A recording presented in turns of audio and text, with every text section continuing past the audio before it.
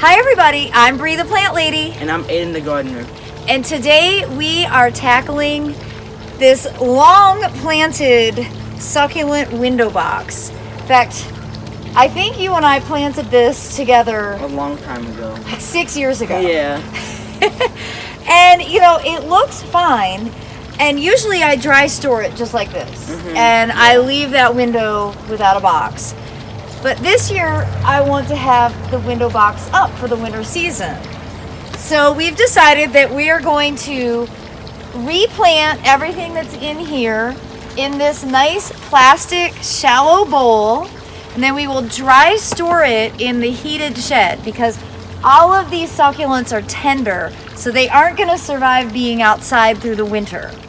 And then to make it extra interesting, we are going to replant this window box with a native Carex.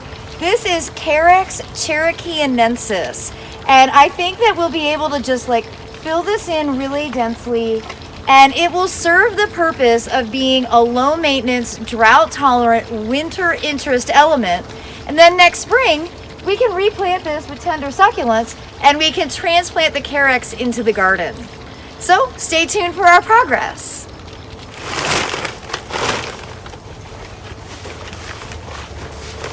All right, step one, adding some soil cube organic compost to the bottom of this pot. We don't need a lot because basically we're just gonna like stash all these succulents together and then top dress.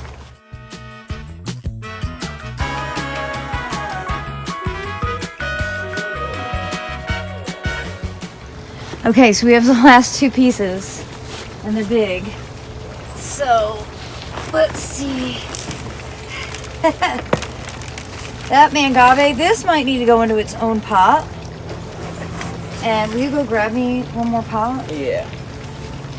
So you can see, mangave have done really well. I think they're the coolest new plant introduction.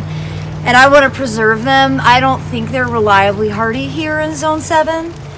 But they do really well in my unheated or my heated shed with no water. And you might be wondering about my choice of compost. And to be honest, I grow everything in soil cube. It's just my favorite substrate. But I'm growing these specifically. I'm putting these transplanted succulents into that. I'm not going to water. I'm just going to let these be for the whole winter season. The soil cube has just enough moisture to keep everything alive. But I'm not going to water it. I'm not going to let these get wet. Basically, here, it's going to go under a big umbrella, so if we do get rain, it won't get watered.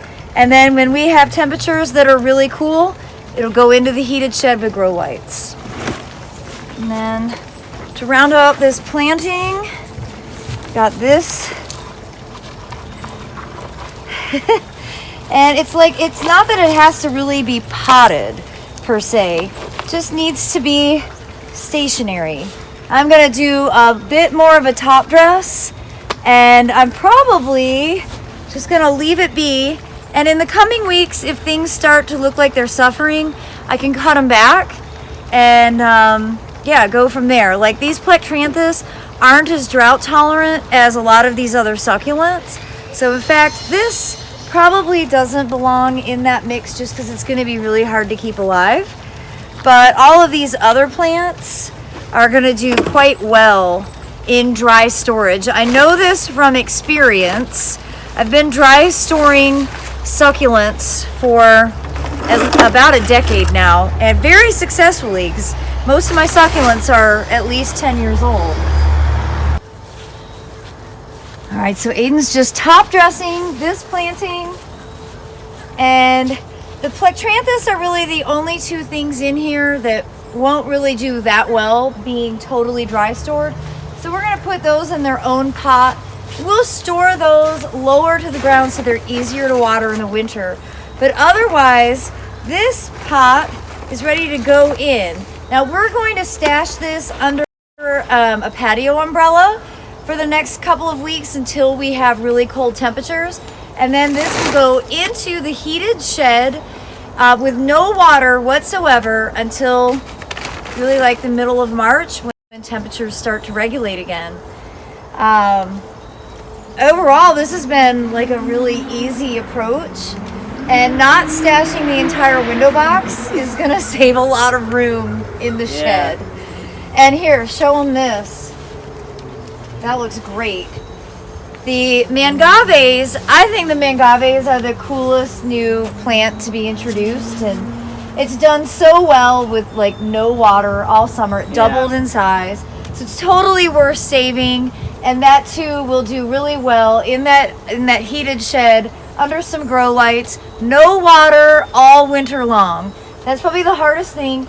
That's why the shelves are really high, so that I don't get tempted to water middle of winter. Yeah. All right, so let's go stash these, and then we can get the window box replanted. Okay. Awesome. All right, so I emptied out the window box, and now I'm gonna fill it with more soil cube. But I wanted to real quick show off this window box. It's a really, really great design. My husband came up with this, and it's cedar, so it doesn't rot, and I don't have to stain it or anything.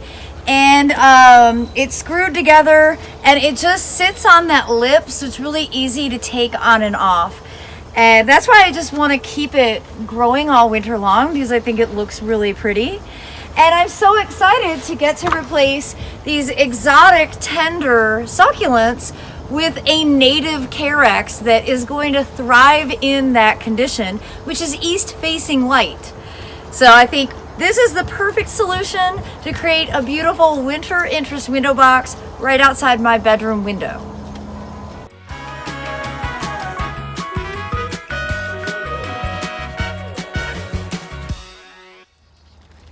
Well, I'm super pleased with how this looks. And again, that name, Carex cherokeensis. This is a really great native Carex here to kind of the mid-Atlantic to mountainous North Carolina region.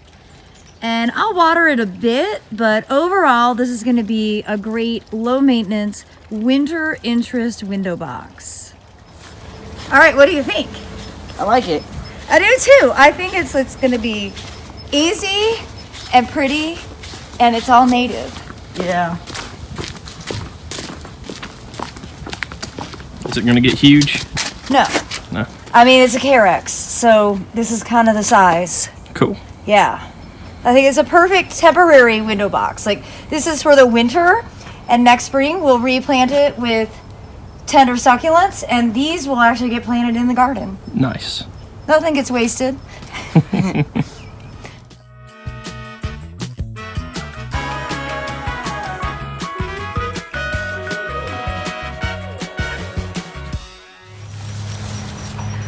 So now the window box is hung, I'm going to make sure it gets watered in well. This is a really difficult area to water, so it'll be primarily done just like this with a watering can. And that's why having drought tolerant plants in here is so important. You know, remember, even with compost like I use, window boxes dry out really fast because they have air on all sides and they get hit by the sun. Also, they're not very big, so you can't expect that they're going to hold water all that well.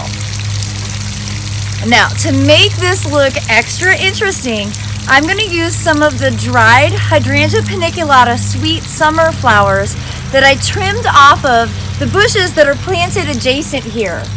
I think this will just give it that kind of extra touch of cottage charm.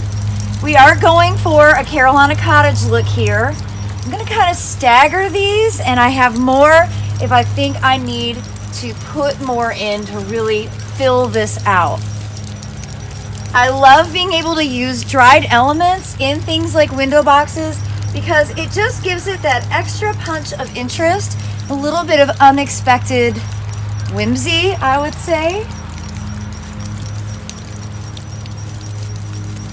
And I might go through and do some tree trimming and actually add some branches. Can always spray paint them for some extra wow. Well, I hope you'll be inspired to grow some drought-tolerant winter interest window boxes this season. If you found this video to be helpful, please give me a thumbs up, share it with a friend, and be sure to subscribe to the Breathe a Plant Lady YouTube channel. As always, thank you so much for watching, everyone.